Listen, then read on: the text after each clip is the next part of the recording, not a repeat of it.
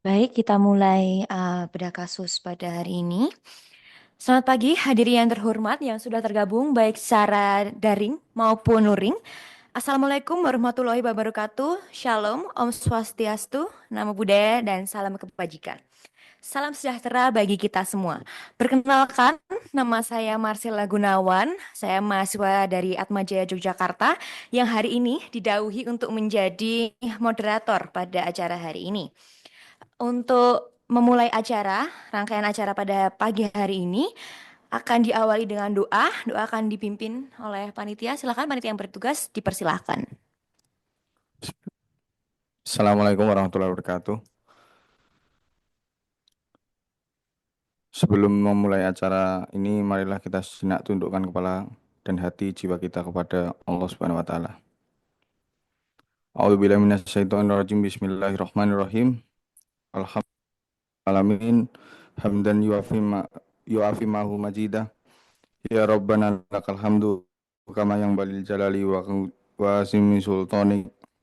Allahumma sholli ala sayyidina Muhammad wa ala ali Muhammad.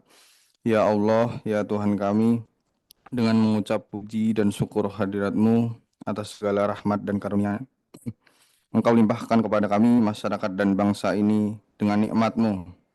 Kami hadir untuk duduk bersama di gedung DPRD ini dalam rangkaian acara. Ya Allah, jadikanlah acara ini bermanfaat dan buahkan hasil kepada masyarakat dan bangsa dan negara. Acara ini semata untuk berilah mencari ridho-Mu, amin ya rabbal alamin. Ya Allah, ya Tuhan kami, besar harapan kami acara ini dapat terlaksana dengan lancar. Rabbana atina fid dunya hasanah wa fil akhirati hasanah wa qina adzabannar. Subhanaka rabbi izzati amma yasifun wa salamun ala mursalin walhamdulillahi rabbil alamin. Wassalamualaikum warahmatullahi wabarakatuh. Baik, selanjutnya acara akan dilanjutkan dengan menyanyikan lagu Kebangsaan Indonesia Raya. Maka dari itu saya mengundang Bapak dan Ibu sekalian untuk bangkit berdiri.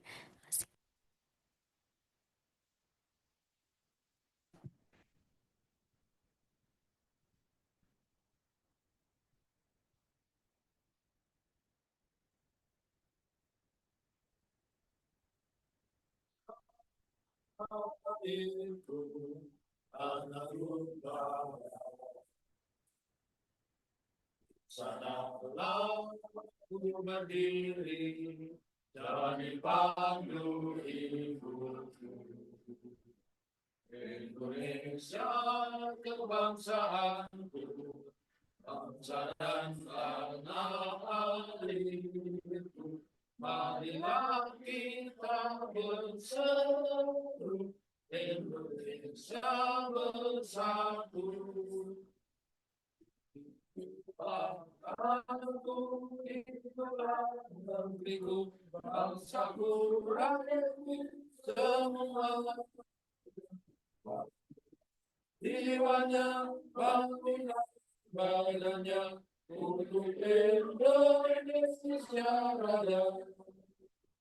Indonesia merdeka, merdeka, aku negeriku yang ku cinta.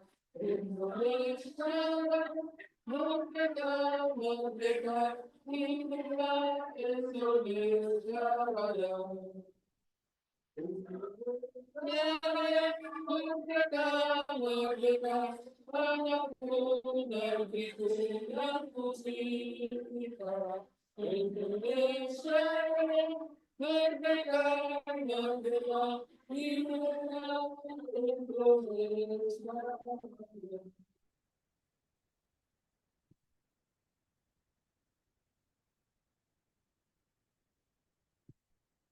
Baik, setelah ini akan ada kata sambutan.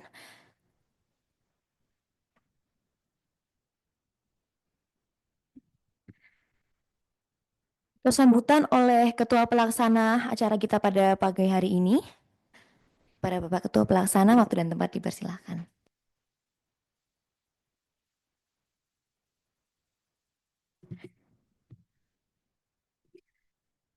Ketua Pelaksana kita pada hari ini, Bapak Dr. Muhammad Taufik SHMH, waktu dan tempat saya persilahkan.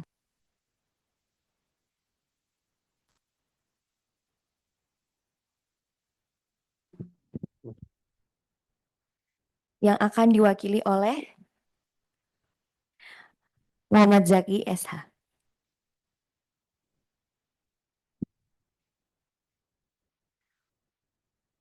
Selamat pagi para peserta dan Bapak Suarsono yang saya hormati, Bapak Muhammad Taufik yang saya hormati.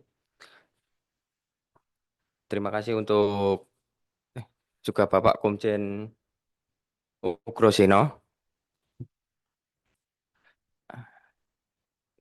Terima kasih untuk para pembicara untuk hari ini dan semoga acara di pagi hari ini akan terlaksana dengan sesuai dengan harapan kita semua.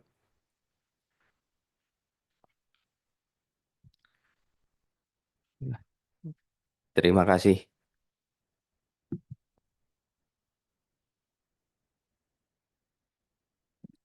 Baik, terima kasih atas kata sambutannya.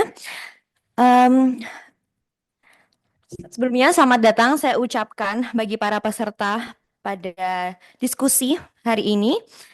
Mengingat isu yang akan kita bahas hari ini sangat penting dan relevan, maka dari itu salam hormat saya sampaikan kepada pembicara yang telah membersamai kita pada pagi hari ini, Bapak Suharsono SMH. Selamat pagi Bapak. Selamat pagi. Kemudian ada Bapak Dr. Muhammad Taufik SMH. Selamat pagi Bapak. Selamat pagi. Kemudian yang bergabung bersama kami semua hari ini di Zoom ya, melalui daring ada Bapak Komjen Pol Purnawirawan Dr. Andes Ogroseno SH. Selamat pagi Bapak. Selamat pagi. Baik, isu ijazah Presiden Joko Widodo ini, mantan Presiden Joko Widodo, maaf, telah menjadi perhatian publik yang luas dan menjadi perdebatan serta diskusi dari berbagai kalangan. Sebagian besar dari masyarakat Indonesia ini mempertanyakan kebenaran dari ijazah Jokowi ini. Apakah memang Jokowi ini betul alumni Universitas Gajah Mada atau hanya tipu belaka? Maka dari itu tujuan kita pada hari ini adalah untuk memahami permasalahan secara mendalam dengan menghadirkan berbagai perspektif dari para narasumber yang kompeten yang tergabung bersama kita hari ini. Yang pertama ada Komjen Pol Purnawirawan Dr. Andes Ogroseno SH. Beliau merupakan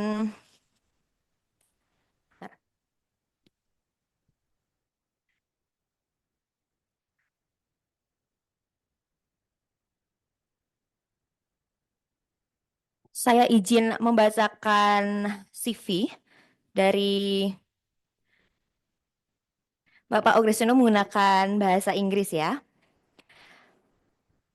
Komjen Pol Purnawirawan Dr. Andes Ogroseno SH, pria berkelahiran 17 Februari 1956 ini, pernah menjabat sebagai Chief of Police Regional of Central Celebes atau Central Sulawesi pada tahun 2005. Kemudian di tahun 2013 beliau juga pernah menjadi Deputy Chief Police of the Indonesian National Police. Dan sekarang dan beliau juga pernah menjabat sebagai Wakapolri di tahun 2013. Beliau juga pernah menjadi Advanced Course of Senior Police Administration di Jepang. Kemudian pernah menjadi United Nations Transition Assistance di Namibia. Kemudian untuk pendidikannya sendiri, beliau pernah menjadi Chief of Region Police in Central of Sulawesi di Sulawesi Tengah ya. Kapolda Sulawesi Tengah. Kemudian beliau pernah menjadi Chief of Deputy of Indonesian National Police pada tahun 2013. Di tahun 2014 sampai 2019 beliau pernah menjadi Independent Commissioner of State Electricity Company. Dan di tahun 2014 beliau pernah menjadi ISITAP Senior Advisor.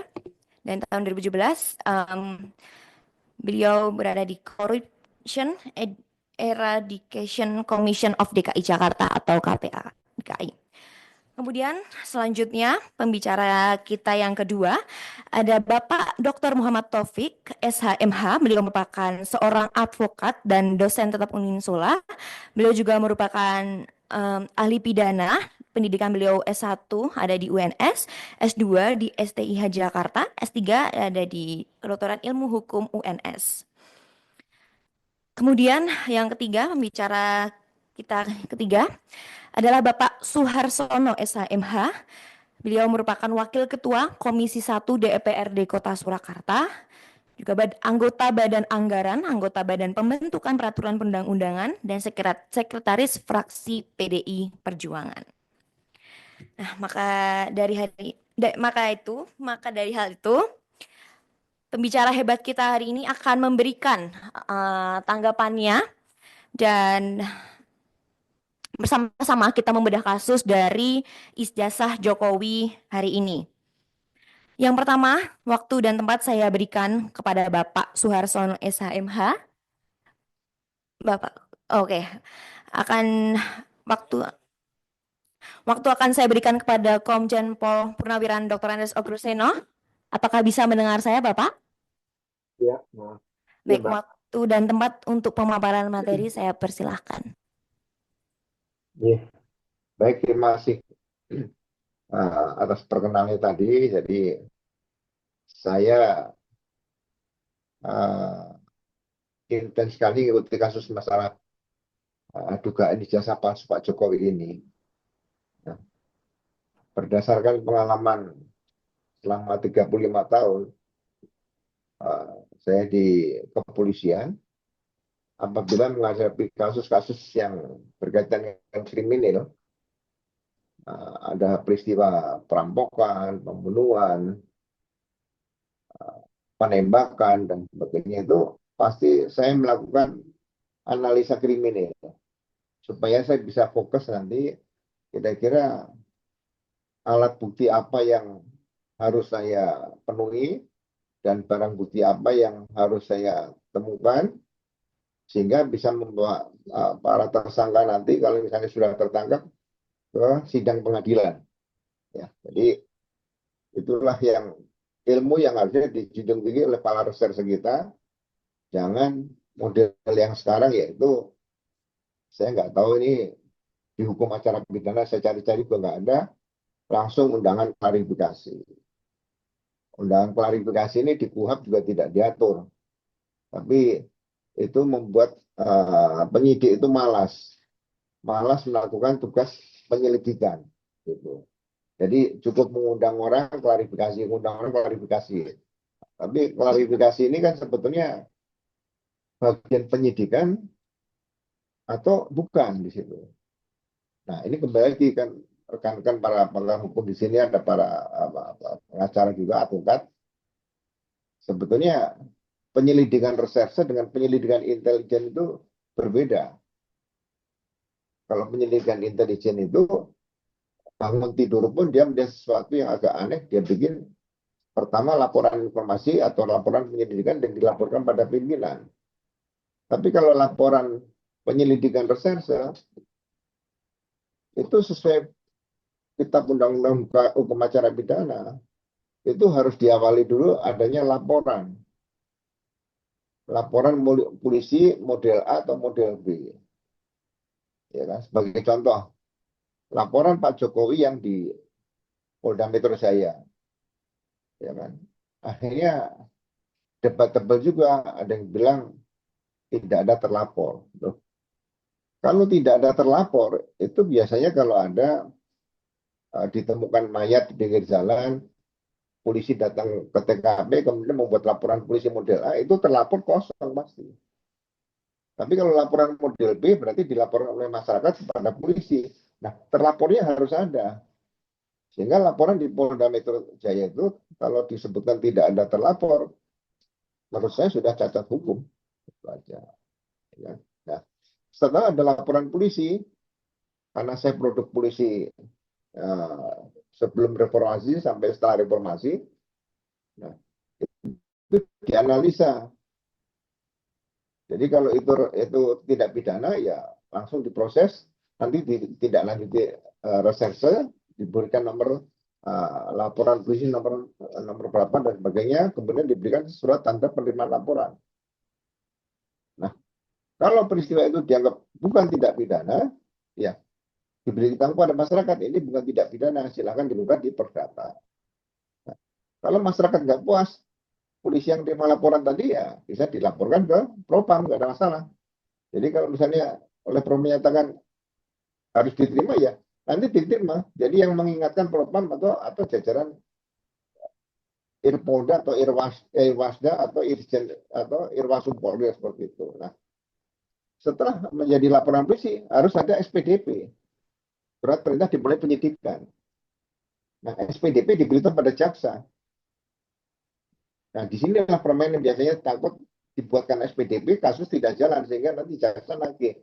Karena masalah kalau memang SPDP banyak dikirim dan itu tidak terungkap, ya nanti biaya untuk untuk pendidikan reserse ditambah, nggak ada masalah gitu aja.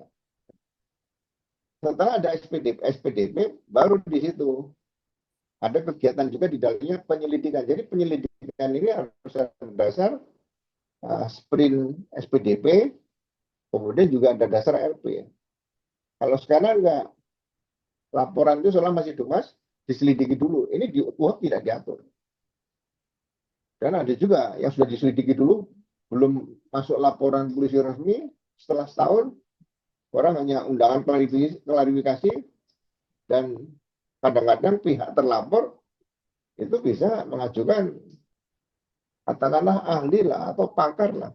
Oleh pakar dinyatakan bukan tidak pidana. Ini dihentikan penyelidikan. Nah, kalau dihentikan penyelidikannya, dibuat nggak bisa dituntut apa-apa, pra-peradilan juga nggak bisa di situ.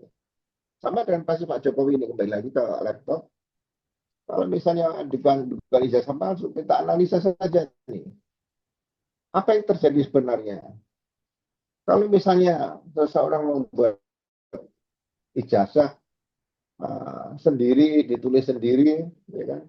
Mungkin tanda tangan di scan hampir sama seperti itu untuk koleksi sendiri di rumah, selama tidak digunakan ya pasal 263 ayat 1 tidak bisa diterapkan di sini. Nah, kalau sekarang ijazah Pak Jokowi sudah digunakan waktu daftar KPUD di Solo, KPUD di Jakarta dan KPU Pusat, dan di sini kena 263 ayat 2 di situ. Jadi memang benar-benar harus jeli kalau 263 ayat 2 ini belum dibuktikan, kemudian ada laporan pencemaran nama baik di Polda Metro oleh Pak Jokowi kepada orang yang tidak disebutkan namanya di situ, ya ini masih mengandung pertanyaan besar gitu loh. Makanya saya katakan ya sebaiknya laporan yang menyangkut dugaan ijazah palsu, kecuali perdata di Solo ya, yang menyangkut pidana jadikan satu di Barreskrim aja, karena fokusnya sini yang menjadi permasalahan adalah dugaan ijazah palsu. Seperti itu. Nah, kalau membuktikan ijazah ini diduga palsu, tidak bisa nanti aparat kepolisian melalui lapor menyatakan bahwa ini asli. Yang bisa dinyatakan asli atau palsu itu adalah uang palsu. Karena uang ini buatan pabrik, tapi ketentuan uang negara Republik Indonesia itu ada ada ketentuannya lah. Misalnya garis air dan sebagainya, itu ada ketentuannya, bisa dibuktikan. Dan itu secara pembuktiannya juga dengan teknologi, ya kan?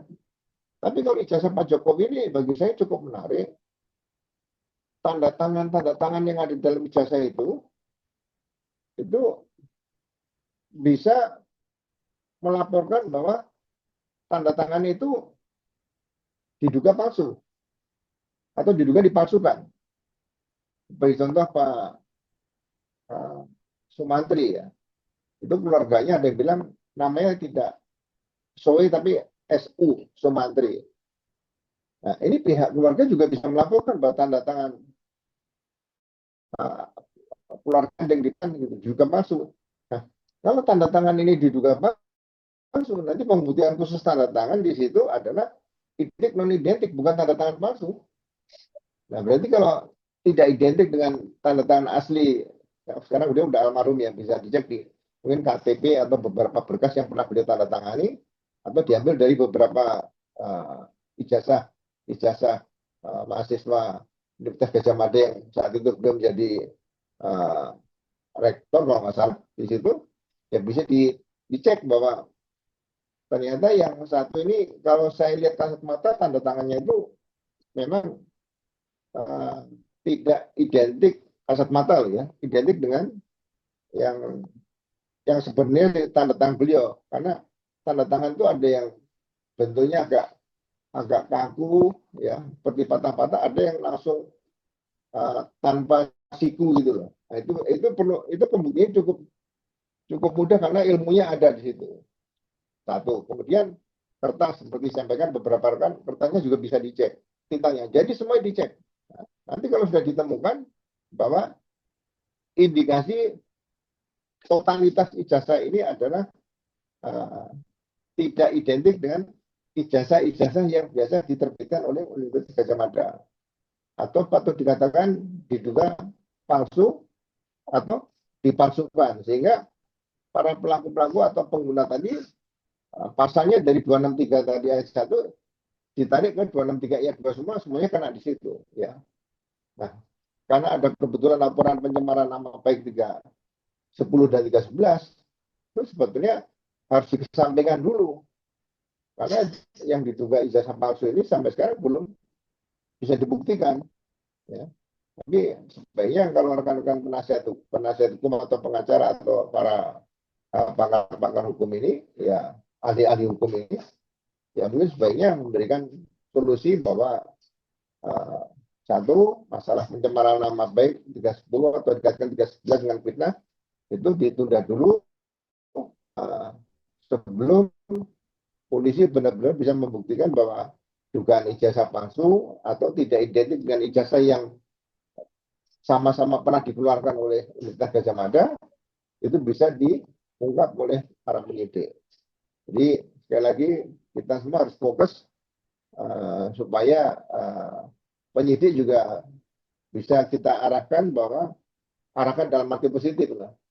Melakukan penyidikan itu bukan hal yang segampang itu setiap ada RP langsung dipanggil untuk undangan klarifikasi. Itu saja sementara yang bisa saya sampaikan. Jadi terima kasih atas undangannya.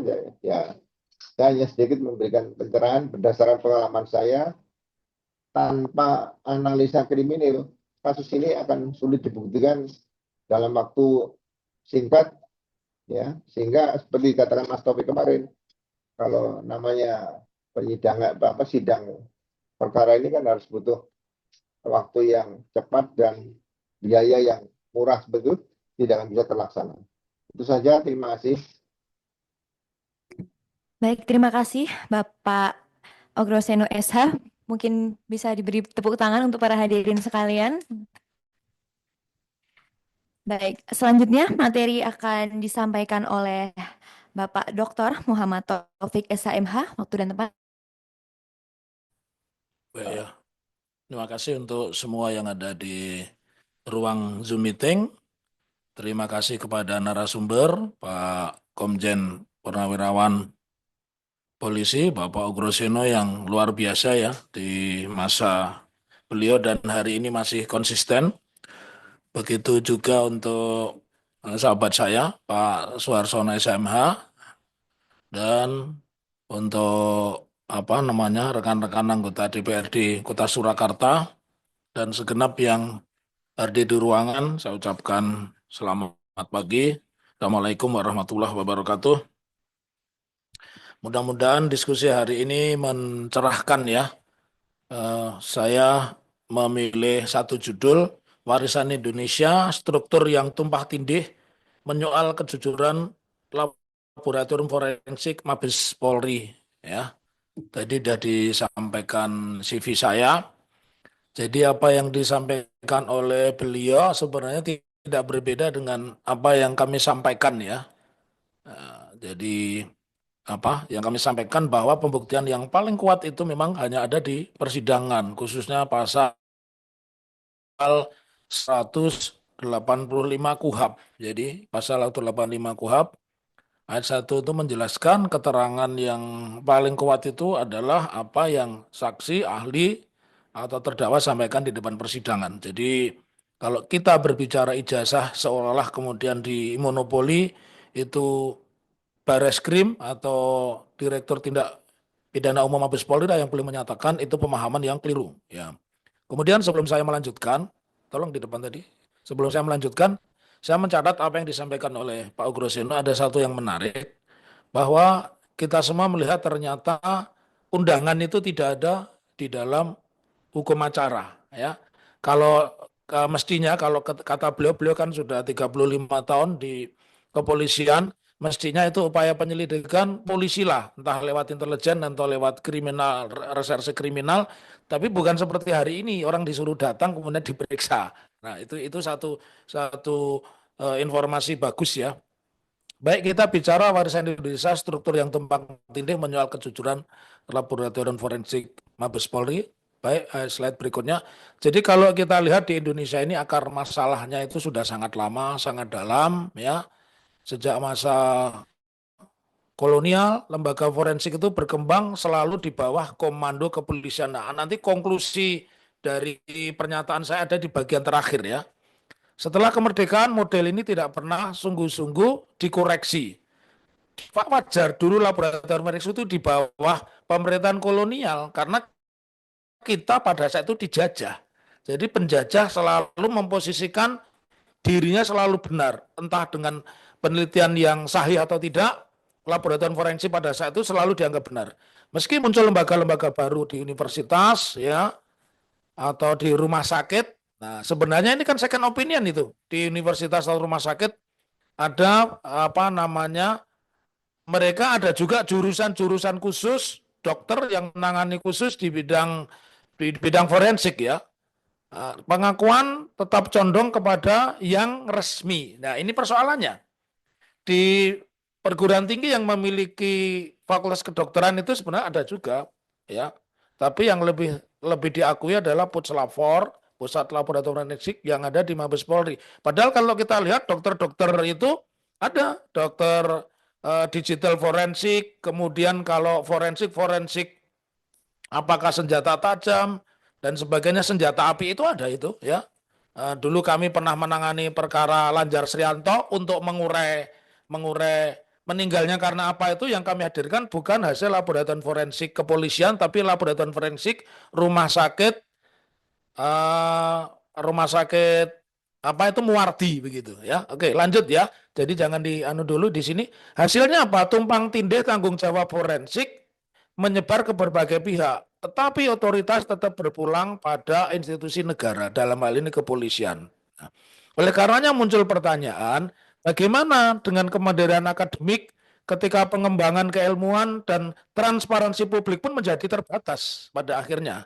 Jadi orang lebih mempercayai polisi karena dia punya otoritas. Ketika laboratorium yang memberikan bukti adalah bagian dari lembaga yang sedang menyelidiki, maka disinilah konflik kepentingan sulit dihindari. Polisi di satu sisi menerima pengaduan atau laporan kejahatan dari masyarakat, di sisi lain dia harus menyelidiki. Maka muncul pertanyaan objektivitasnya. Bisakah dia objektif? Bisakah dia independen? Bisakah dia jujur? Ya, karena di satu sisi dia menyelidik, di satu sisi dia juga menegakkan hukum. Satu pekerjaan yang sangat susah.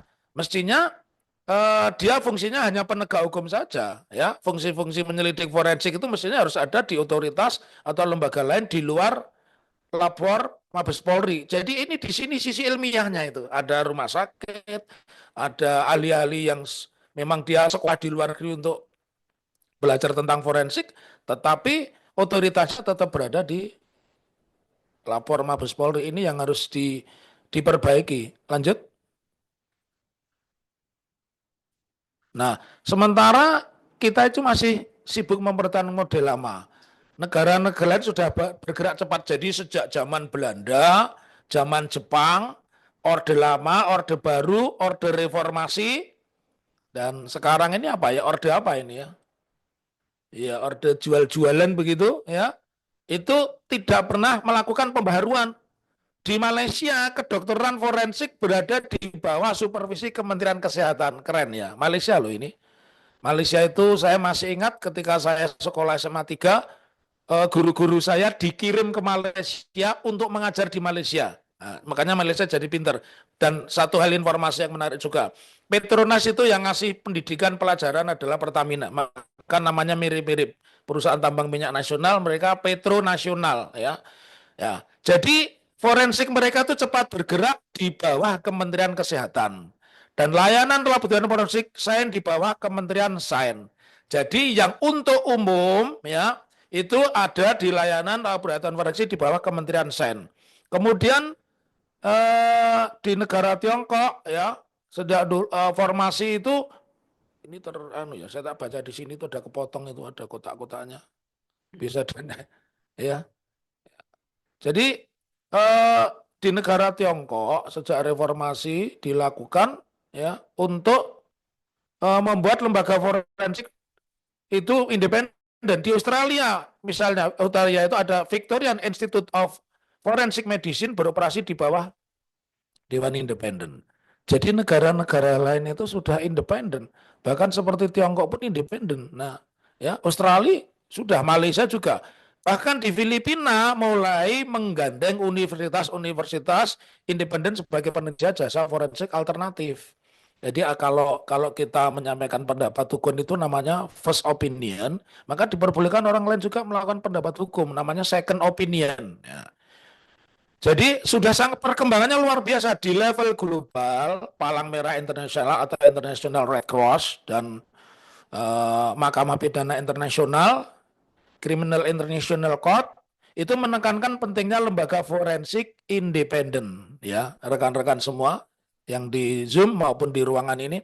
Jadi Mahkamah Pidana Internasional ya itu sudah menekankan pada perlunya forensik independen karena kalau misalkan ada kasus genocide, kalau forensiknya negara kan susah dipertanggungjawabkan kejujuran dan keakuratannya.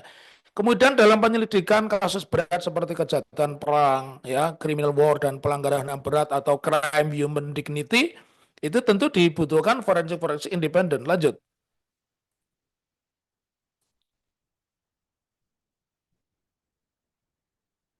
Nah, pertanyaannya sekarang sebelum sampai pada konklusi, kita mau melakukan reformasi atau kita mati pelan-pelan?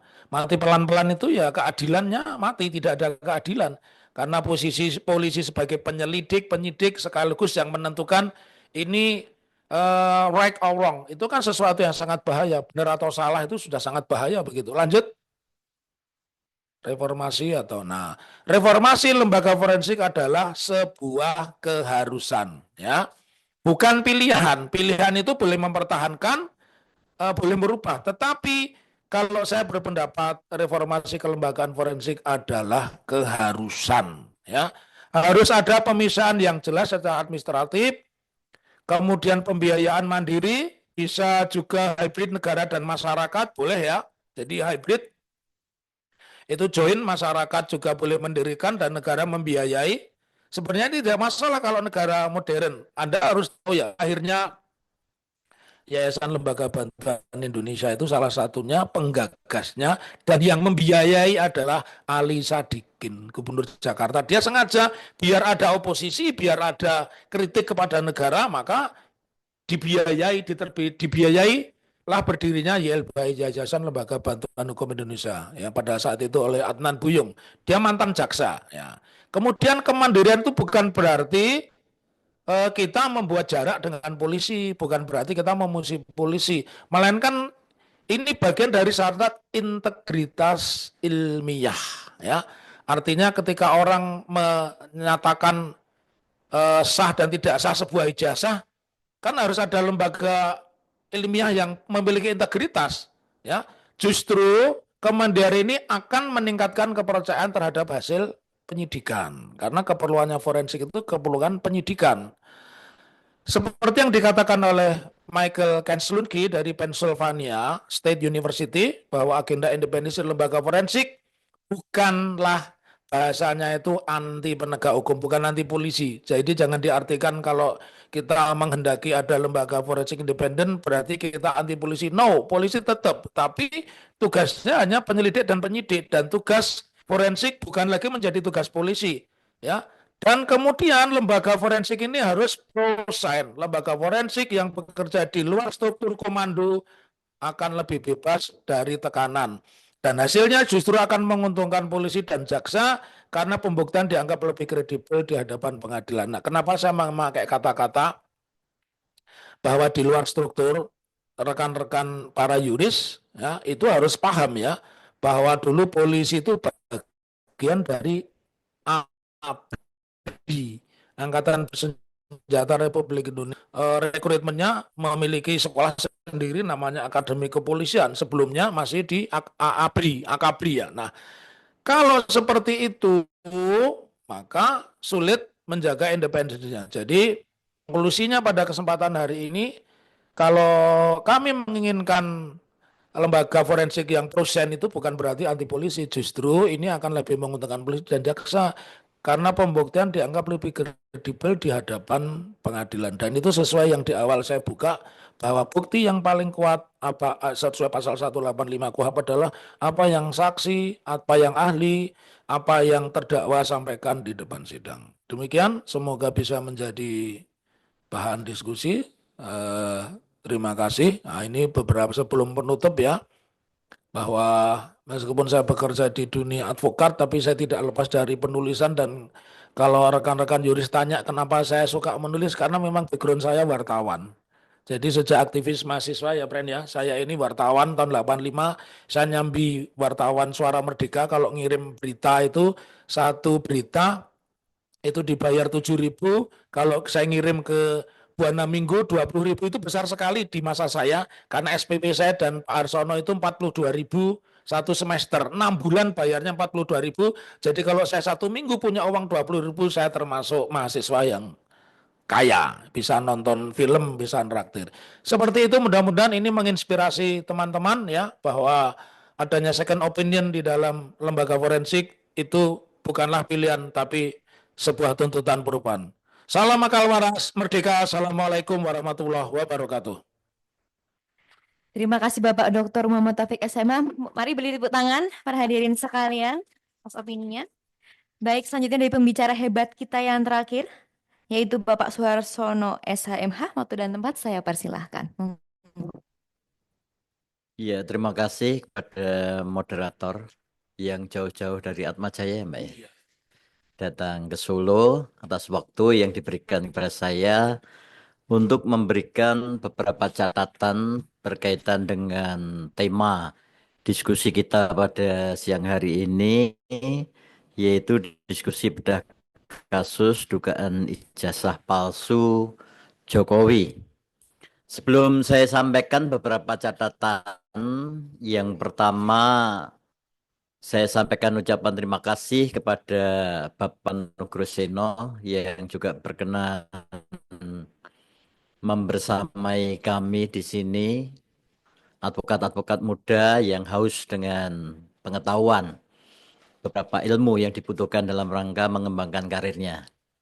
Kemudian saya juga mengucapkan terima kasih pada sahabat saya, Dr. Muhammad Taufik, yang juga berkenan untuk menyampaikan ide-ide besarnya dalam rangka kemajuan advokat di Kota Surakarta. Sahabat saya Taufik ini memang sahabat yang lama, ya, dan sering berseberangan pendapat juga. Profesinya juga bergantian. Dulu ketika beliau anggota DPRD, saya aktif di LSM. Kemudian ketika saya menjadi anggota DPRD, dia sebagai advokat yang kritis. Dan kami juga pernah bergabung dalam satu kantor associate advokat. Dan saat itu belum banyak fasilitas. Kalau transaksi sering kami seperti mafia di jalan ya, dengan sepeda motor di depan terminal atau di mana gitu, karena kantornya juga belum tetap. Dan kalau dia mau tugas luar juga yang ngantar saya kadang-kadang. Itu persahabatan saya cukup lama. Kemudian teman-teman advokat yang hadir pada saat ini juga advokat Joni Irwanti Ini advokat yang sekarang jadi anggota DPRD. Tadi dikira Kapolda mana? Sulawesi, Pak Joni. Nah, selamat siang untuk teman-teman semua. Kita akan bersama-sama untuk sharing ilmu sesuai tema yang ada.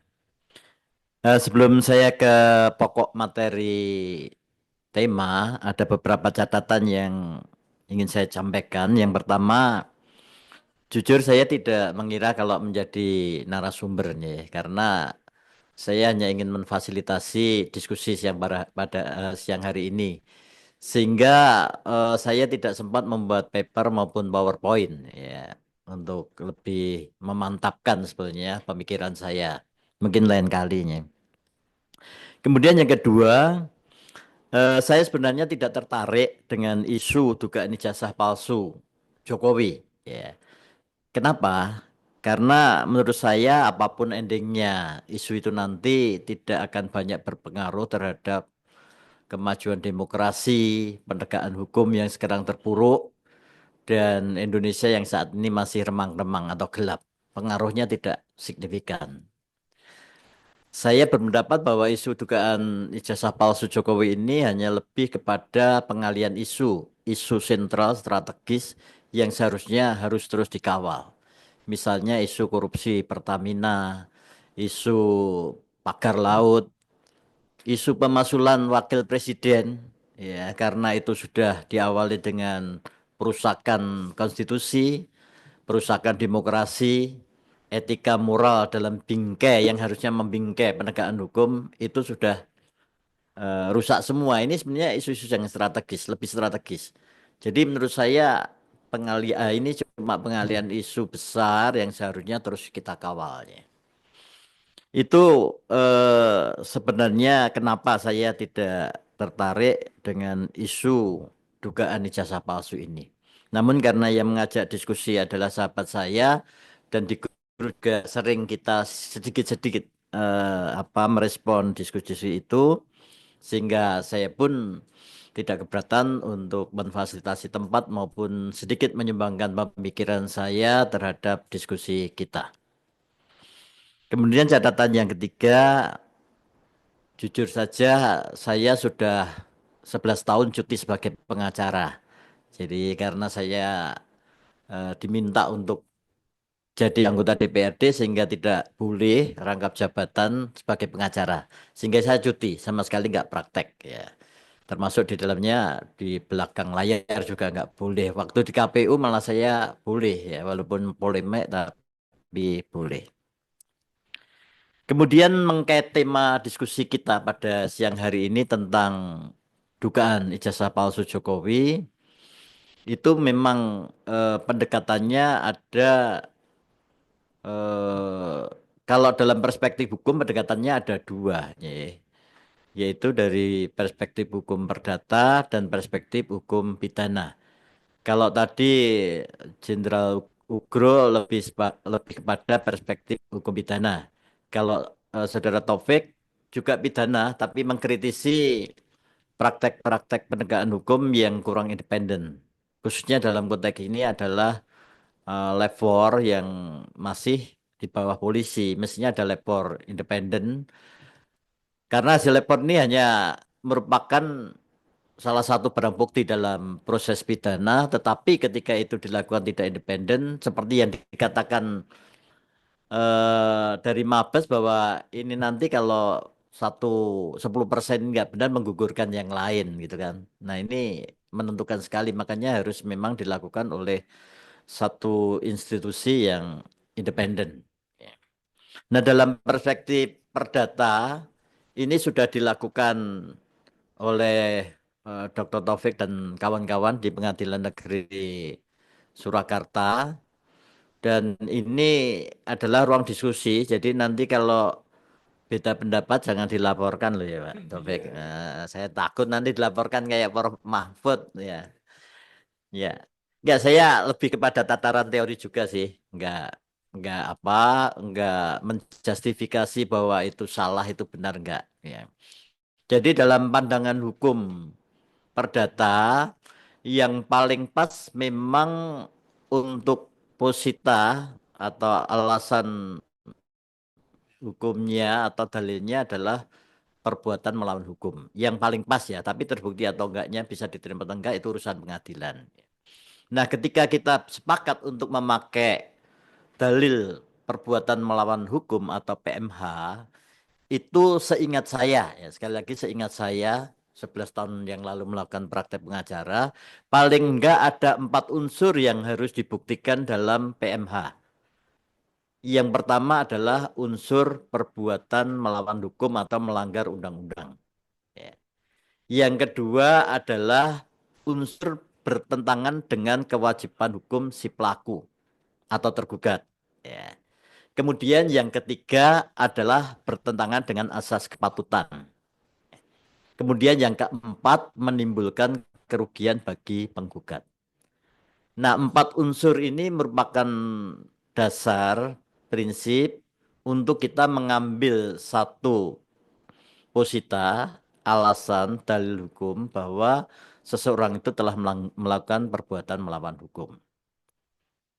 Nah, kemudian ketika kita tarik dengan kasus yang ada, kasus Jokowi, dugaan ijazah palsu Jokowi, apakah 4 unsur itu bisa kita terapi terhadap persoalan dugaan ijazah palsu itu? Siapa yang melakukan pelanggaran terhadap undang-undang dalam kasus dugaan ijazah palsu? Apakah ijazah palsu itu eh, bertentangan dengan kewajiban tergugat dalam ini Jokowi? Kemudian yang ketiga, apakah ada asas kepatutan yang dilanggar? Yang keempat, apakah menimbulkan kerugian bagi penggugat? Ya. Nah, ini harus dibuktikan, ya. Harus dibuktikan oleh penggugat. Ya. Kemudian kan muncul isu yang membuktikan kan tidak harus penggugat, gitu kan. Nah, dalam sebuah gugatan menurut pengalamannya yang saya terima, itu penggugat memang wajib untuk membuktikan dalil-dalilnya. Wajib, ya. Itu yang pertama. Kemudian bagaimana dengan posisi tergugat? Ya. Tergugat itu punya hak, bukan kewajiban. Ya, hak. Hak yang pertama adalah dia punya hak untuk datang ke pengadilan, menjawab dan menanggapi apa yang menjadi gugatan. Kalau yang sifatnya formil, ya, dia bisa melakukan apa yang disebut dengan eksepsi, artinya belum menyentuh pokok perkara. Kalau jawaban itu sudah menyangkut pokok perkara, berarti materi substansi gugatan itu harus dijawab. Nah, jawaban itu tentu saja harus diiringi, disertai dengan alat-alat bukti yang sah. Itu yang kedua.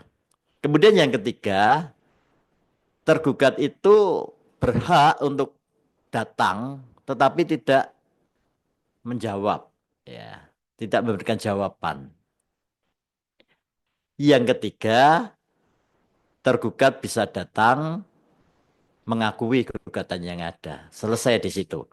Itu sebagai alat hakim untuk memutus perkara. Di samping tadi harus ada alat bukti, saksi yang harus diadu ketika masing-masing pihak ingin membuktikan dalilnya. Dalil gugatan diadu dengan dalil jawaban. Ya. Baik itu yang sifatnya eh, apa namanya formil, berarti dalam konteks eksepsi maupun dalam konteks pokok perkara. Nah, sekarang kaitannya dengan dugaan ijazah palsu apa? Saya nggak tahu. Mas Andika yang tahu ya. Dalilnya di sana saya nggak tahu ya. Tapi yang jelas kalau saya boleh berpendapat, memang dalam konteks perdatanya ini cukup sulit untuk apa namanya membuktikan bahwa ijazah Jokowi itu adalah palsu. Sulit membuktikannya. Ini dalam konteks perdata menurut pendapat saya. Yang kedua dalam perspektif pidana. Ini sudah banyak diurai oleh Jenderal Ugro. Ya. banyak dan saya banyak yang sependapat itu. Cuma catatan yang perlu disikapi karena ini saya nggak tahu persis perkembangannya ya, yang sudah melapor secara pidana berapa ya. Terus kemudian bagaimana prosesnya itu. Tapi yang penting bagi kita masyarakat kaitannya dugaan ijazah palsu Jokowi dalam perspektif hukum pidana, setiap warga negara Indonesia punya hak untuk melaporkan dugaan itu. Ini sesuai dengan yang diatur di KUHP bahwa setiap adanya dugaan kejahatan itu semua warga negara Indonesia punya hak, malah kewajiban di KUHP itu kewajiban, wajib melaporkan kepada polisi. Jadi ini harus dibedakan karena ini menurut saya adalah delik biasa, ya, bukan delik aduan. Ya. Jadi Pak Jenderal, menurut saya ya dalam perspektif pidana ini adalah delik biasa. Ya. Sebenarnya ketika ada fenomena semacam ini, itu polisi tanpa harus ada eh, laporan atau aduan itu bisa melakukan fungsi intelijennya untuk mencari bukti-bukti awal apakah ada eh, dugaan ijazah palsu ini. Kenapa? Karena logika berpikir sederhana kita adalah ketika ada palsu pasti ada yang asli, ya kan? Kalau tadi Komjen mengatakan bahwa mencontohkan salah satunya uang palsu ya. Ini mirip-mirip. Ini produk palsu. Ya. Produk palsu siapa perusahaannya yang memproduksi yang asli itu adalah UGM. UGM adalah perusahaan yang punya lisensi untuk menerbitkan ijazah Fakultas Kehutanan. Ya. Yang lainnya tidak, ya artinya dalam konteks Jokowi yang lainnya enggak karena dia menggunakan gelar insinyur kehutanan. Ini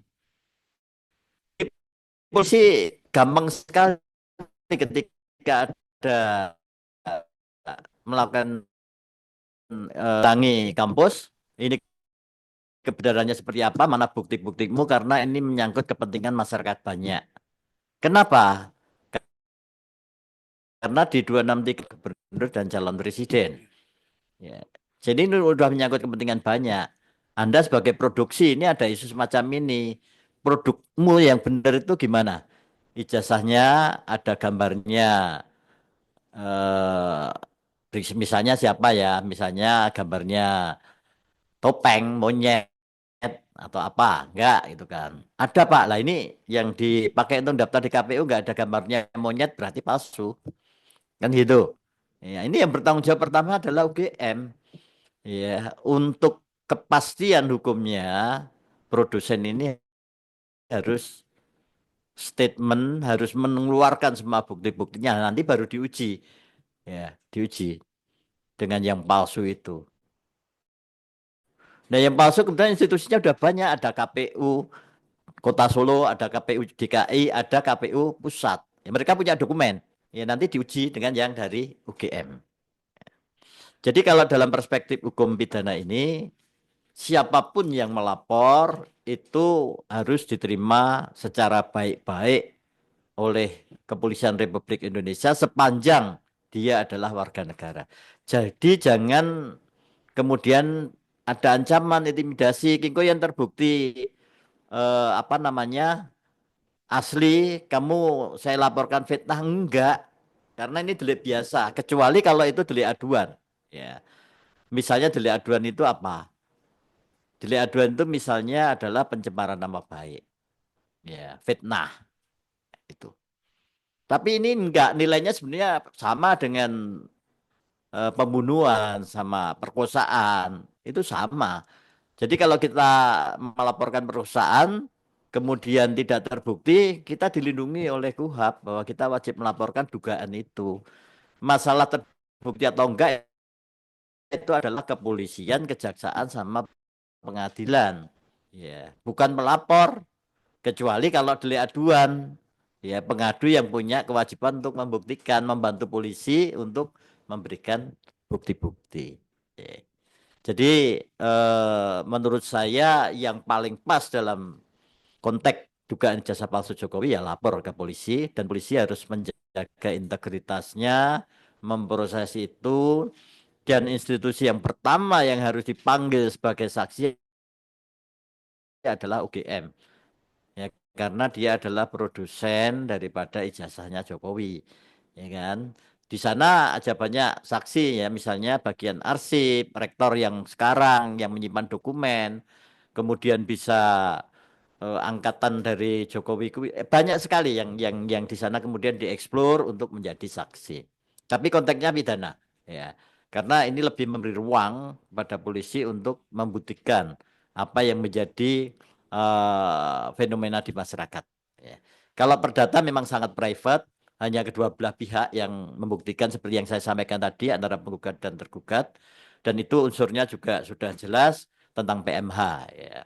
Kalau hal yang lainnya misalnya tentang prestasi dan sebagainya memang jauh daripada isu ini. Tetapi kalau PMH masih ada mirip-miripnya karena ada unsur yang pertama itu melanggar undang-undang. Cuma yang perlu kita ingat ya, seingat saya juga bahwa 4 unsur PMH itu harus terbukti secara akumulatif, ya, tidak hanya satu, tetapi keempat-empatnya harus terbukti. Saya kira itu Mbak siapa tadi moderator, beberapa pemikiran singkat dari saya dalam tema ijazah palsu Jokowi. Ya. Waktu saya kembalikan kepada moderator. Terima kasih. Terima kasih Bapak Suharsono SMH. Mari beri tepuk tangan para hadirin sekalian. Baik, di kesempatan kali ini kita bersama-sama telah mendengarkan opini dari bedah kasus ijazah Jokowi ini. Maka dari itu saya membuka 3 pertanyaan bagi para hadirin di sini maupun yang bergabung via Zoom. Mungkin yang via Zoom bisa raise hand, yang di sini juga bisa angkat tangan. Kalau ada pertanyaan bagi para narasumber, silakan.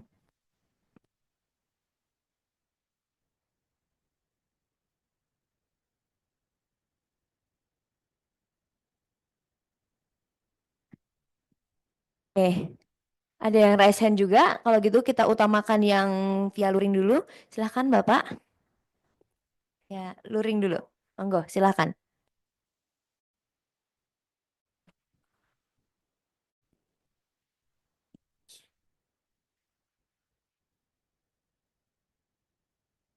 Assalamualaikum.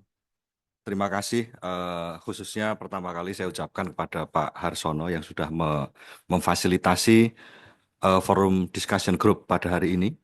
Yang kedua kepada Jenderal Ugroseno yang berkenan untuk memberikan eh, ilmunya kepada hadirin sekalian di sini. Juga tidak lupa kepada guru kami, Dr. Taufik. Terima kasih.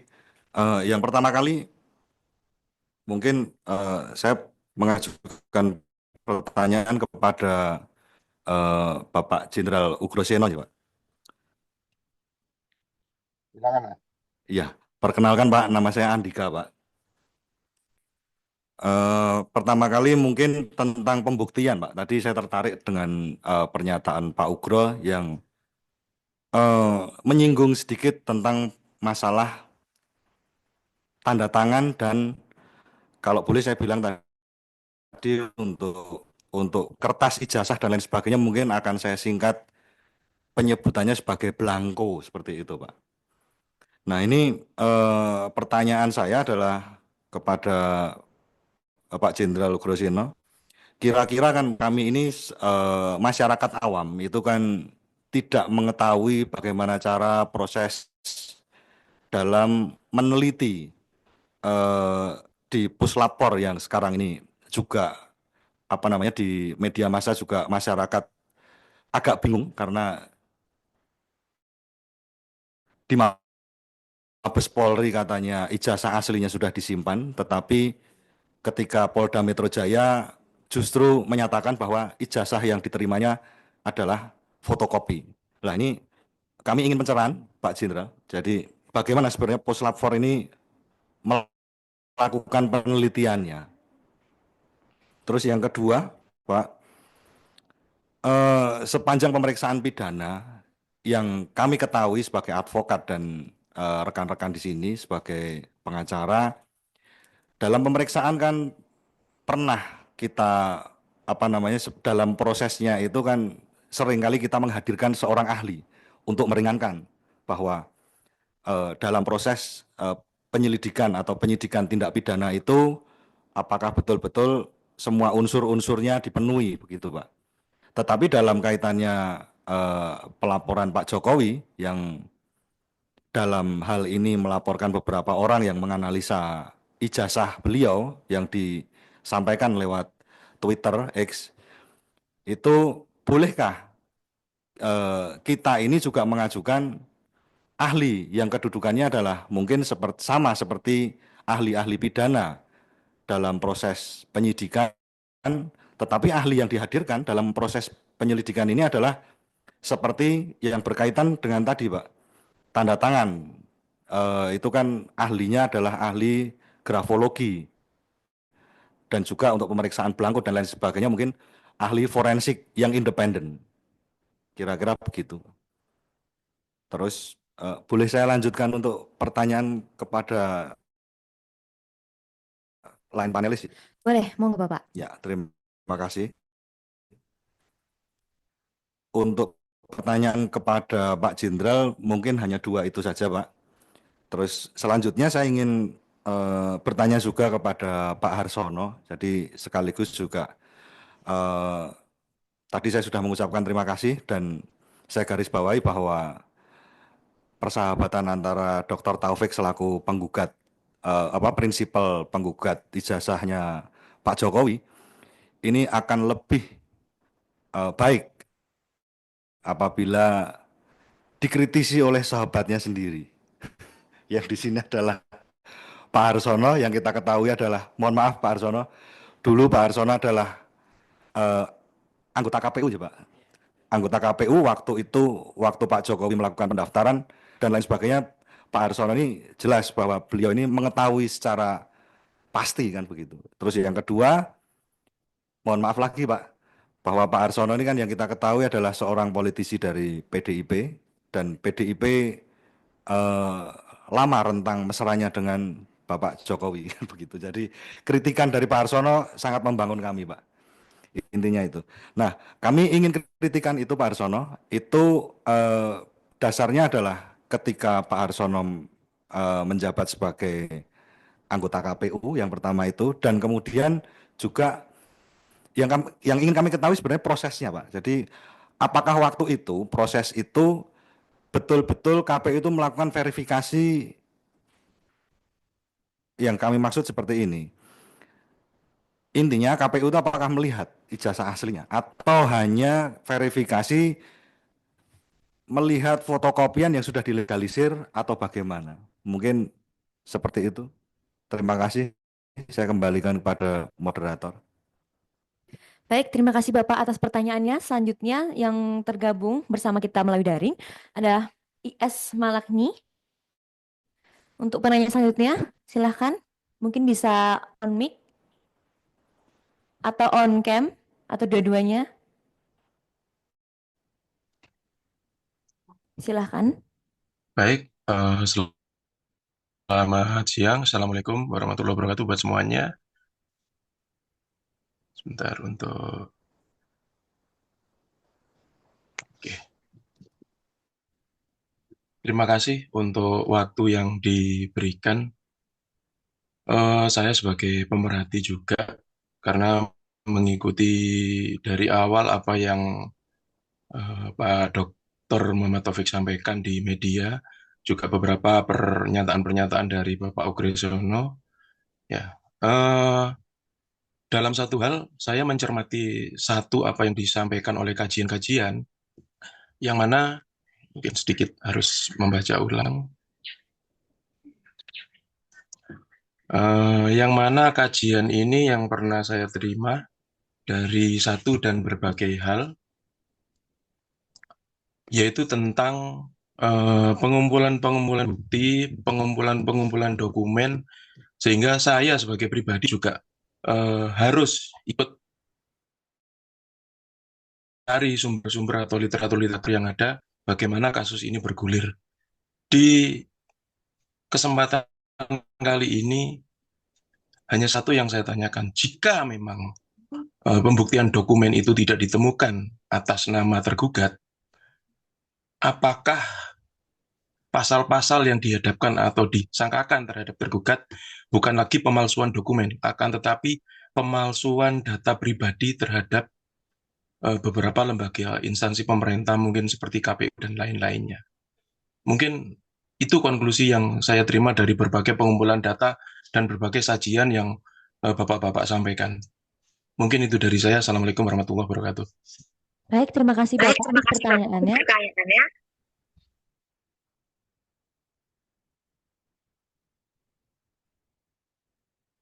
Oke, untuk yang pertama, apakah Bapak Jenderal Ogrosiono masih bersama kami? Masih Pak. Oke, saya persilahkan untuk waktu dan tempatnya menjawab pertanyaan dari Irin. Ya. Dua pertanyaan tadi ya. Iya Pak. Ya, agak lupa. Yang pertama, sama kedua, mohon bisa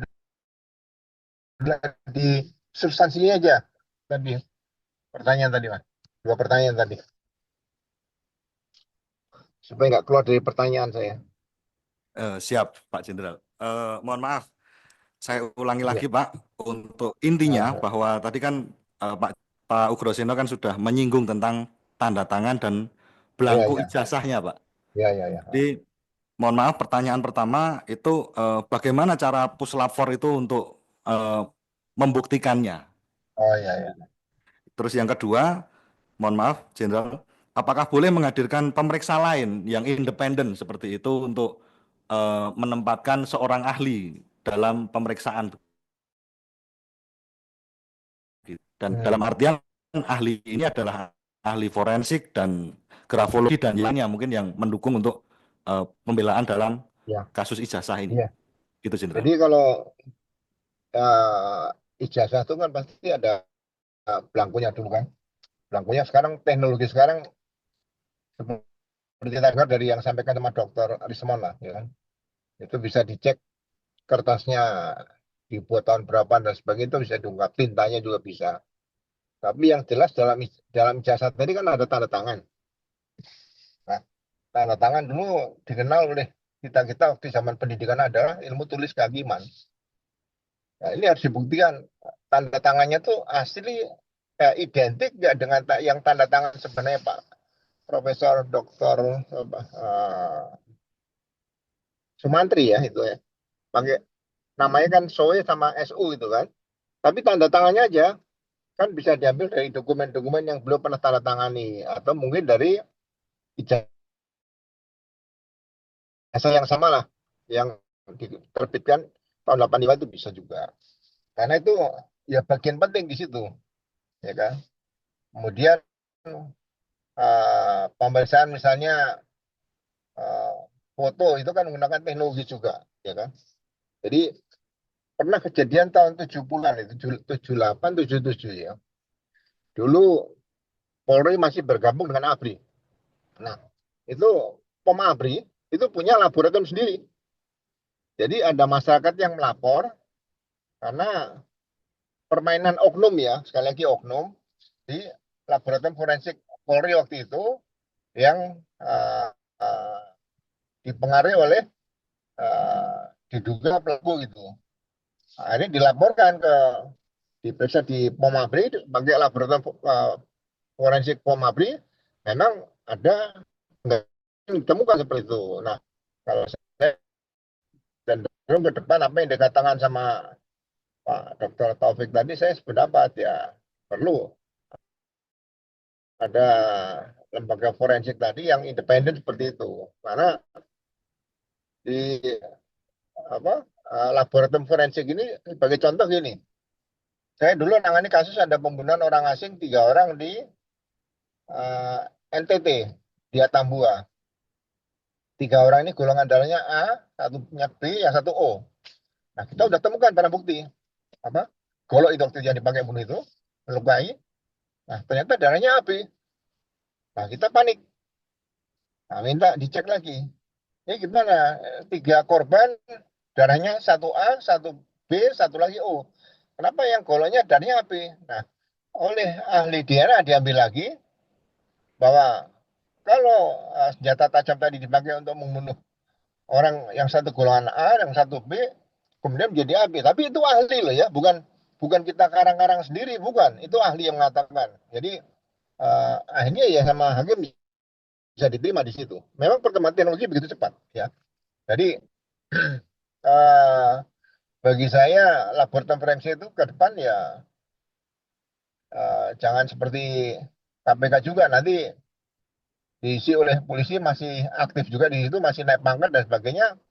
Ya sama aja penyidik KPK dengan penyidik Satgas Tipikor Polri ya sama aja, ya kan? Seperti itu. Jadi kalau laboratorium forensik yang independen ya isinya ya mungkin sudah menjadi ASN di situ. Tapi memang disumpah lah di situ. Kemudian kalau menggunakan yang pemeriksa di luar ya ini tergantung nanti pada saat sidang kalau misalnya katakanlah hasil lapor menyatakan A, kemudian di sidang nanti pihak terlapor misalnya tidak puas, dia bisa mendatangkan misalnya ahli dari luar negeri ya, hakim bisa menerima ya bukti di situ, ya kan? Jadi makanya penyidikan ini kelihatannya memang hanya dugaan ijazah palsu, tapi menurut saya harus benar-benar jangan ada sampai hal-hal yang pengaruh dari luar yang menekan siapapun lah, menekan aparat juga supaya benar-benar hasilnya independen seperti itu. Ya, jadi ini dibuka di publik jangan sampai nanti yaitu seperti kasusnya Pak Hasto sidangnya tidak boleh dipublikasi loh. Sidang perkara Pak Hasto yang kaitan dengan Harun Masiku itu bukan kasus persinahan atau perkosaan, kenapa tertutup kan gitu. Dalam hati saya kan tertawa seperti itu gitu loh. Jadi ya bebaskan unsur politik dari pengadilan seperti itu ya. Jadi terima kasih atas pertanyaannya. Memang ya ke depan ini seperti katakan Pak Taufik ya harus ada berani berubah gitu loh ya. Untuk polisi modern mungkin ya speknya seperti itu. Terima kasih Mas. Baik, terima kasih Pak Kruseno atas jawabannya. Kemudian ada pertanyaan lanjutan dari Pak Andika. Yang kedua, ya Pak ya. Untuk Pak Akrusino Apa yang yang kedua kedua tadi nggak udah? mau Udah, di ini? itu tadi udah. Satu sama Sudah dua. cukup. Oke, baik. Oke, baik. Selanjutnya untuk Bapak Harsono ya. Pertanyaan dari Pak Andika. Kurang lebih apakah KPU ini melihat ijazah asli atau hanya fotokopi yang dilegalisir begitu Pak? Betul? Mohon ditanggapi Pak. Terima kasih. Terima kasih Mas Andika. Jadi untuk SOP yang ada di KPU saat itu adalah terikat pada peraturan KPU dari KPU Pusat, termasuk dalam verifikasi ijazah. Jadi di KPU itu terbagi menjadi divisi-divisi. Yang kaitannya dengan verifikasi ijazah itu namanya divisi pencalonan. Nah, SOP yang kami maksudkan di KPU tadi, Ketua Divisi Pencalonan menverifikasi persyaratan yang diminta untuk dipenuhi oleh calon. Di antaranya adalah ijazah. Nah, di peraturan itu ijazah itu tidak harus melampirkan ijazah asli. Jadi cuma legalisir. Ya. Jadi saat itu divisi pencalonan membawa hasil verifikasi ke rapat pleno KPU, di mana saya ada di sana selaku divisi hukum dan organisasi. Itu disampaikan bahwa itu sudah sah. Ya, artinya sah itu adalah ada jasa yang dilegalisir. Nah, kemudian itu bisa dilakukan namanya verifikasi faktual. jika pleno mengatakan ada keraguan terhadap ijazah yang dilegalisir itu. Itu yang pertama. Kemudian ada laporan dari masyarakat keberatan adanya syarat ijazah itu. Ya, misalnya meragukan keasliannya. Nah, ketika KPU berpendapat bahwa ada keraguan semacam itu, kita harus melakukan yang namanya verifikasi faktual. Artinya ke lapangan. Misalnya mendatangi sekolah yang bersangkutan, ya kan? Benar nggak bahwa ijazah itu diterbitkan oleh sekolah yang bersangkutan? Kalau benar berarti clear, kita buat berita acara verifikasi faktual namanya. Ya. Tetapi dalam konteks pencalonan Jokowi sebagai calon wali kota Surakarta itu sah di verifikasi administrasi namanya. Ya. Itu sekarang kami bukukan ya. Saat itu kami bukan hasil berita acara itu. Jadi sebenarnya di KPU itu ada dokumen di samping lampiran ijazahnya yang di lampiran itu sudah ada pelaporan ya di buku kami itu semacam checklist itu misalnya ijazah SD clear, SMA sah, perguruan tinggi sah itu sudah ada bisa dibaca di situ. Nah ini mesti dilampirkan ijazah apa namanya dokumen yang ada. Jadi di samping buku ada dokumen tersendiri. Nah, kalau kaitannya dengan undang-undang apa namanya kebebasan mendapatkan informasi, itu siapapun bisa minta dokumen itu, menfoto atau minta salinannya, ya. Tapi itu urusannya daripada KPU yang sekarang ini. Karena saya juga minta bukunya saya punya, tapi untuk apa dokumennya lampirannya itu saya minta belum diberi sampai saat ini. Jadi itu Pak Andika, yang pertama atas pertanyaan jenengan bahwa kami kebetulan di divisi hukum itu tidak melihat ijazah asli. Ya. Laporan dari divisi pencalonan itu hanya legalisir. Ya. Legalisir dan itu sesuai SOP disampaikan sah memenuhi syarat gitu kan. Sedangkan ketiga kami tidak melakukan verifikasi faktual karena kami berpendapat cukup dan tidak ada aduan atau keberatan dari masyarakat. Itu Mas Andika. Izin Feedback. menambahkan sedikit, Pak. Nggih. Kaitannya dengan kepartaian, Pak. Mohon maaf. Ini juga sekaligus konfirmasi, sih, Pak. Berarti waktu itu apakah Pak Jokowi ini dalam melakukan pendaftaran itu berkas ditumpuk ke partai terus diserahkan partai ke KPU atau beliau sendiri yang menyerahkan ke KPU, Pak? Itu saja, Pak. Jadi yang saya ketahui, baik saya selaku KPU maupun selaku aktivis partai politik kemudian, itu biasanya calon itu punya tim. Ya. Tim ini ada yang ditugasi, kan macam-macamnya ada tim kampanye, ada tim apa namanya persyaratan, tuh kan. Nah saat itu persyaratan itu lebih dibawa oleh pihak timnya Pak Jokowi. Ya, jadi person ya melekat ya kayak ajudannya itu gitu kan. Kemudian didampingi partai politik karena secara resmi harus partai politik yang mencalonkan. Tapi dokumen itu dibawa oleh orang dekat atau yang ditunjuk lah oleh calon itu. Gitu. Jadi di file PD Perjuangan nggak ada itu, dokumennya nggak ada karena langsung diserahkan kepada institusi dalam hal ini KPU. Itu Mas Andika. Terima kasih, Pak Harsono. Baik, terima kasih atas jawabannya Bapak dan terima kasih juga kepada Pak Andika.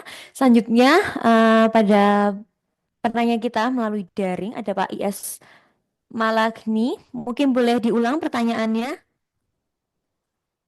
Langsung ke poinnya saja. Oke, yang saya sampaikan tadi yaitu jikalau memang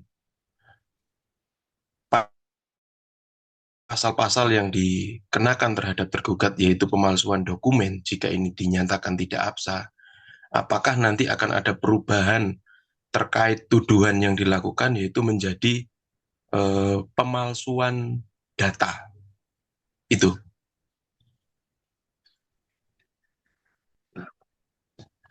Karena tidak ditemukannya dokumen-dokumen pendukung. Baik, terima kasih pertanyaannya. Ini pertanyaannya ditujukan untuk untuk Bisa semuanya ya, Pak? Muhammad Taufik atau Pak Jenderal Ugroseno. Oke, baik. Terima kasih, Bapak. Silahkan mungkin bisa Ya, dijawab oleh Bapak tuh. ya sebetulnya eh, bukan pemalsuan data ya. Pemalsuan data itu berarti eh, nama dirubah, alamat dirubah, apa kemudian ya semuanya dirubah lah. Tapi kalau saya ini kan lebih cenderung eh, berkaitan dengan pendidikan bahwa beliau diduga tidak mengikuti pendidikan di UGM atau mungkin beliau ikut pendidikan tapi tidak selesai dan sebagainya. Tapi dengan pergantian-pergantian nama, ada nama Mulyono, ada nama Hari, ada siapa lagi tuh, ini yang menarik perhatian eh, harus dibuka kepada publik di situ. Jadi karena ini sejarah seperti presiden-presiden sebelumnya kan gitu. Jadi misalnya perjalanan sejarah Bung Karno dulu apakah pernah dibuang di Bovendigul di Papua, Irian Barat enggak di situ dulu.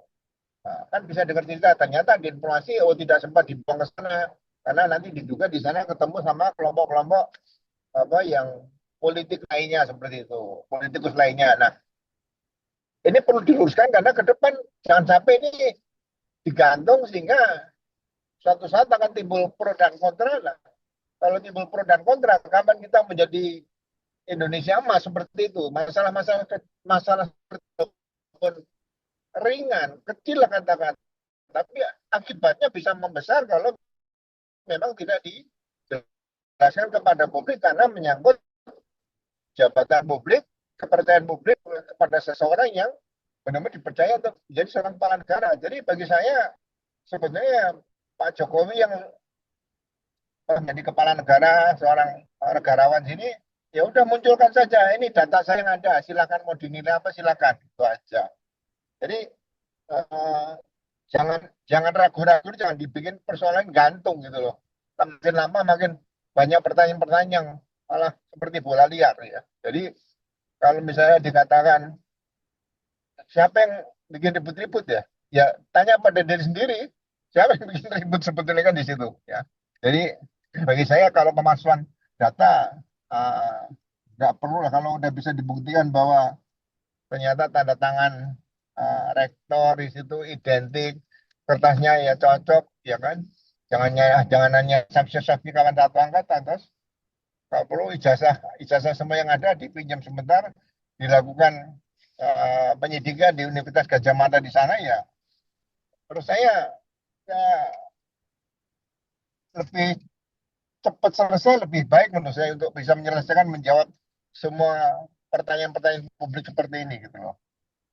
Makanya saya kemarin pernah katakan, kenapa sih nggak pakai restoratif justice, kumpulkan semua, duduk sama-sama, ya udah aduh, pakai pakar-pakar di belakangnya silakan nggak apa-apa, supaya persoalannya cepat selesai, nggak harus dibawa ke pengadilan dulu. Nanti kalau pengadilan, ya mungkin kalau menyangkut kepala negara kan butuh keputusan MPR misalnya seperti itu ya.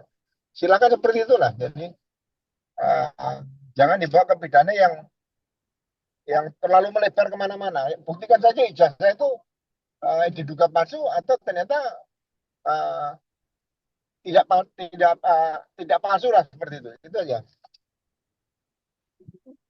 Baik, terima kasih Pak Grosino atas tanggapannya. Mungkin bisa dilanjutkan oleh Bapak Dr. Muhammad Taufik. Silahkan. Menarik ini pertanyaannya berbeda ya. Jadi lebih banyak keperdataan dan mempertanyakan esensi dari gugatan dari Mas Malakni ya. Ya, baguslah.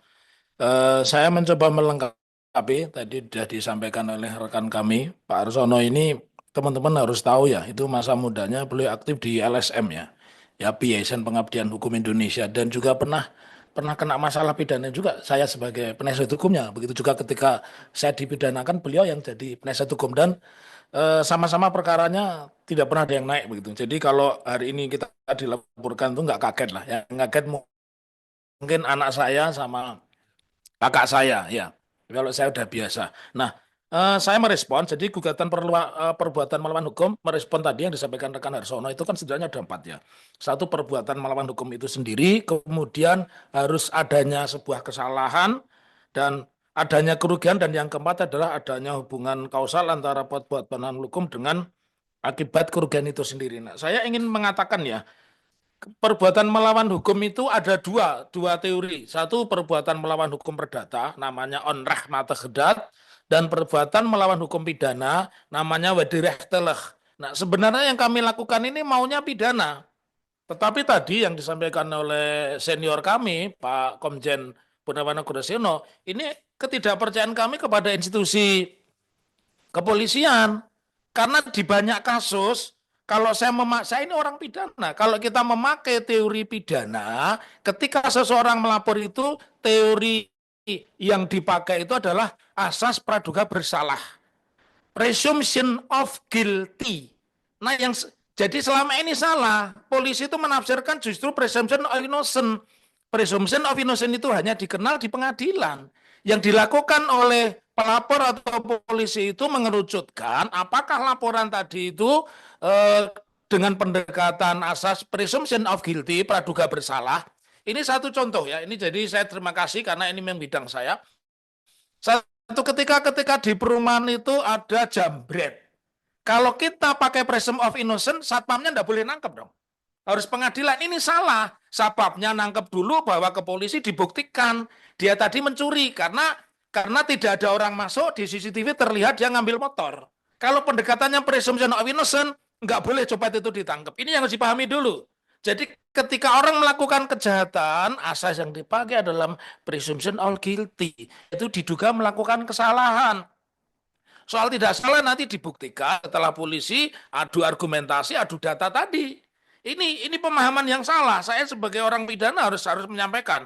Jadi perbuatan melawan hukum itu ada 2 dulu disepakati. Satu, perdata itu, ya. Yang kedua adalah perdata itu onreh mata kedat. Kalau pidana itu wederechtelich, ya.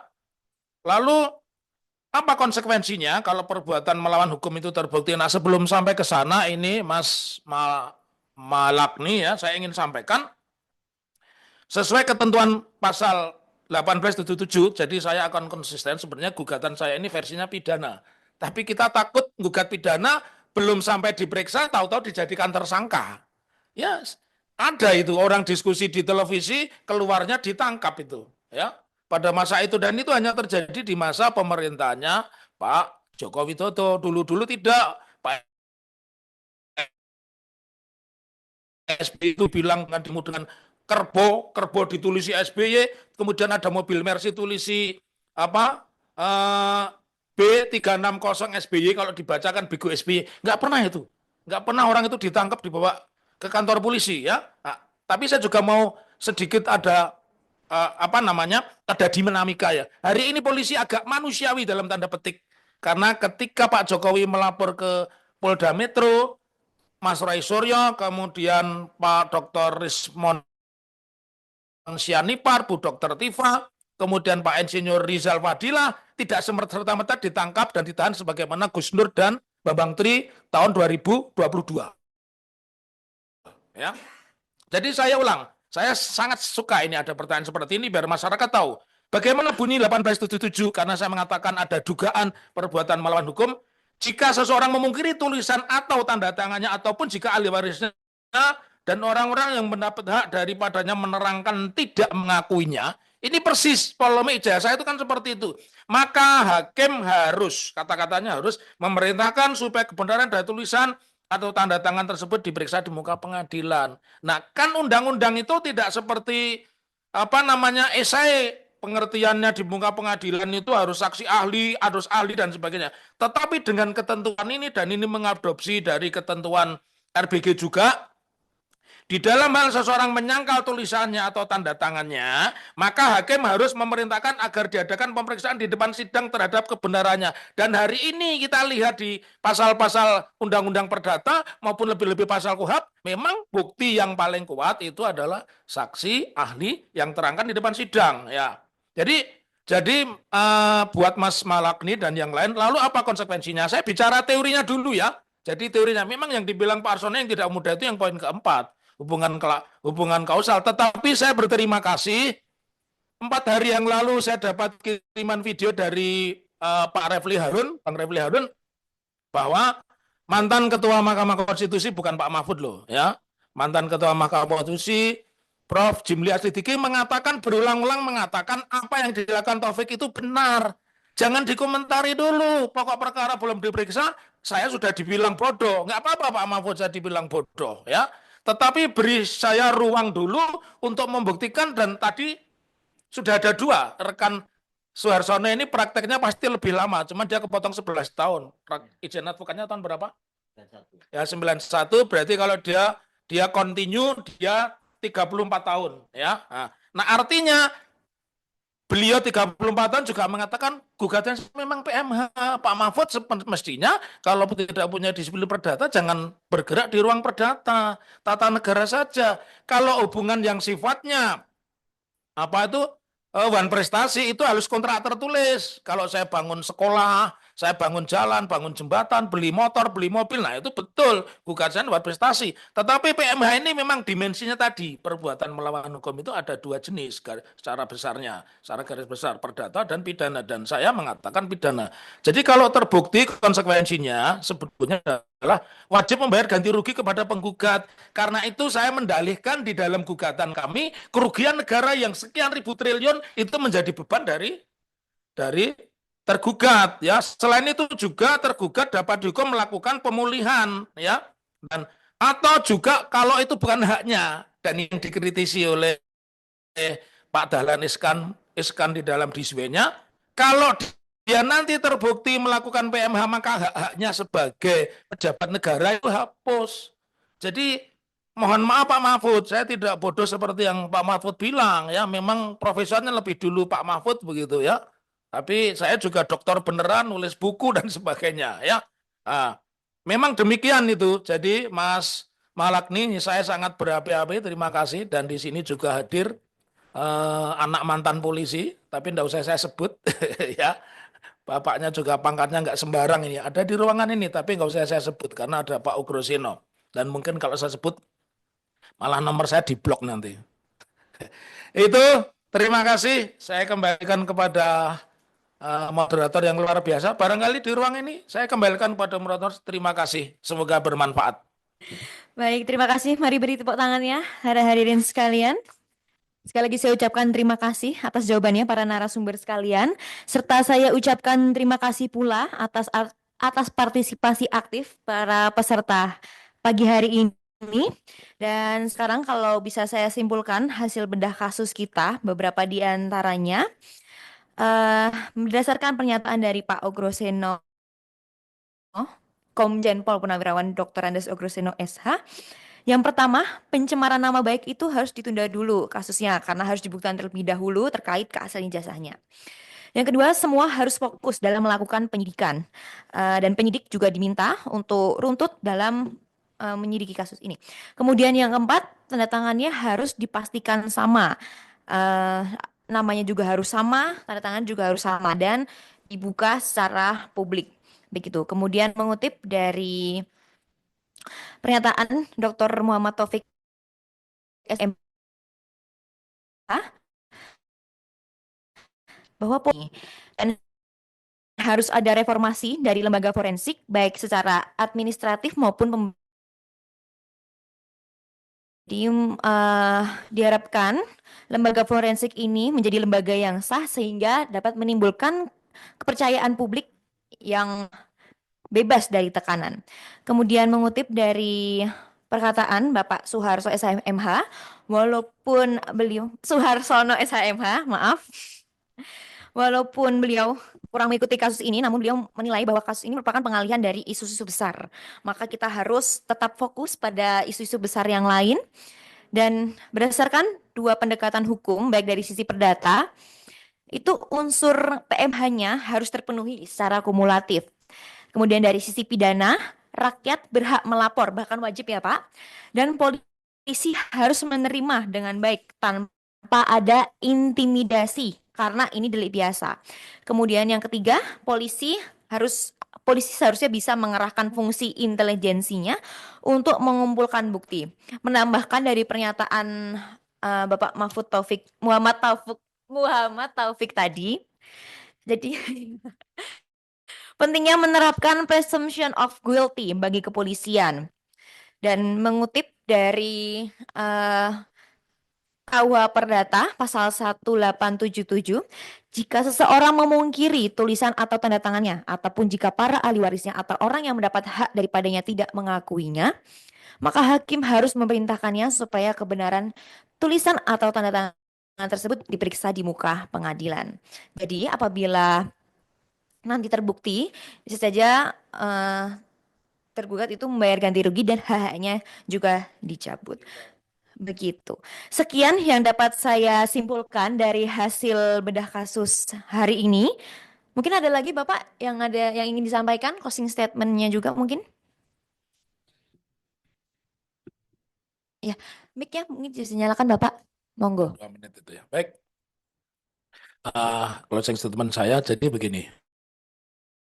Negara ini menyediakan ruang seseorang untuk menempuh atau memperoleh atau menggugat hak-hak atau keadilan, dan itu disediakan bisa lewat pengadilan, lewat tadi perbuatan melawan hukum secara perdata atau prestasi, bisa juga lewat kepolisian ya. Jadi jangan berpikir ketika seorang menggugat, jangan berpikir ketika seorang membuat laporan atau pengaduan polisi bahwa dia tidak senang, dia memusuhi negara. Itu konsep yang salah, itu konsep Belanda yang harus dihapus. Ya. Kemudian yang kedua, kalau kita memang ingin memiliki penegak hukum yang independen, maka buat saya, dan saya akan konsisten tidak akan mencabut pernyataan saya, ya, walaupun dilaporkan, bahwa lapor Mabes Polri ini sudah saatnya punya kompetitor. Tadi beliau yang 35 tahun menjadi polisi juga mengatakan bahwa tidak tepat. Karena satu sisi dia penyelidik, dia penyidik, tapi dia juga meneliti. Nah satu ketika kalau yang lapor itu anak buahnya, atau istri atau anaknya, bisa nggak independen? Kan nggak mungkin independen lapor itu. Ya. Oleh karenanya lapor saya konsisten, itu harus dikeluarkan dari struktur kepolisian. Kalaupun boleh itu ad hoc lah. Ya, tetapi tetap di luar kepolisian strukturnya. Jadi ad hoc mungkin rumah sakit, fakultas kedokteran yang memiliki ahli forensik, termasuk ahli forensik digital seperti Pak Dr. Rismon Sianipar itu menjadi bagian dari itu. Ya, kemudian yang ketiga yang saya ingin mengatakan, diskursus semacam ini harus diperbanyak. Orang beda pendapat itu dihargai, orang beda pendapat itu dihormati, bukan beda pendapat dilaporkan polisi, ya. Yang terakhir sebagai orang Solo saya akan mengatakan, jangan dikit-dikit polisi dikit-dikit begitu ya. Itu jargon yang tidak benar dan harus ditolak. Salam akal waras, merdeka. Baik, begitu keterangannya para hadirin sekalian. Terima kasih Bapak Taufik atas closing statement-nya. Mungkin Bapak Suharsono bisa menambahkan? Iya, ya, terima kasih. Yang yang ada. Monggo silakan Pak Agroseno. Baik, terima kasih. Jadi pendapat sama Mas Taufik gitu. Jadi beda pendapat itu jadikan budaya di negara kita ini, ya kan? Yang nggak boleh beda pendapat itu beda pendapat dengan nuraninya sendiri itu saja, ya. Kalau dengan semua siapapun mau dengan atasan bawahan, beda pendapat itu menjadi suatu budaya baru dan menyampaikannya secara beretika lah, udah itu aja. Ini kalau bisa tercapai, yakin 2045 kita akan menjadi Indonesia emas. Itu saja, terima kasih. Baik, luar biasa Bapak Agroseno. Terima kasih atas closing statement-nya. Mungkin bisa ditutup oleh Bapak. Silahkan. Iya, closing statement saya yang pertama, dalam kasus dugaan ijazah palsu Jokowi, polisi punya peran penting sebagai institusi penegak hukum. Harus punya integritas, punya independensi, dan terus berbuat adil. Yang pertama. Yang kedua, masih dalam kasus ini, Universitas Gajah Mada harus menjaga martabatnya sebaik mungkin. Sampaikan apa di atas benar di atas benar, tidak di atas benar, tidak di atas tidak ya. Jadi kedua institusi ini akan memberikan pencerahan ketika melakukan tugasnya secara bertanggung jawab. Saya kira itu saja statement saya. Matur nuwun. Baik, terima kasih atas closing statement-nya Bapak Suharsono. Maka dari itu, karena kita sudah ada di ujung acara, saya akan menutup acara ini, acara bedah kasus pada hari ini. Mohon maaf apabila ada salah-salah kata dan salah-salah perbuatan. Saya mewakili panitia dan saya sendiri. Saya Marcella, saya pamit undur diri. Terima kasih.